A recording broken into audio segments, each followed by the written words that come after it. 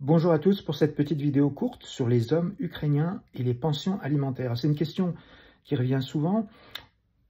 Les hommes occidentaux se posent la question de savoir si les hommes ukrainiens ou les hommes russes sont aussi confrontés à ce problème de pension alimentaire en cas de divorce, en cas de séparation, c'est-à-dire que l'homme quitte sa femme, ce qui arrive très souvent en Ukraine, pour aller trouver une plus jeune, sans enfants, et il laisse les enfants à la mère.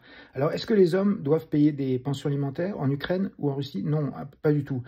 Attention, dans la loi, il est écrit qu'ils doivent en payer une, mais le problème, c'est que ces pensions alimentaires sont indexées sur les salaires officieux. Et comme en Ukraine et en Russie, le salaire officiel est à peu près 25% du salaire réel, puisque 75% du salaire est payé sous la table, en cash, ça donne des montants qui sont totalement dérisoires. Et il est également très facile pour un homme ukrainien de payer un bakshish, une corruption au juge qui est responsable de juger son affaire.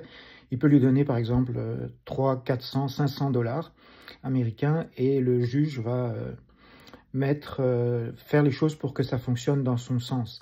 Donc c'est pour ça qu'en Ukraine ou en Russie, vous voyez les hommes qui passent littéralement de femme en femme et qui laissent leurs enfants, qui abandonnent littéralement leurs enfants, puisque les enfants ne les reverront plus du tout.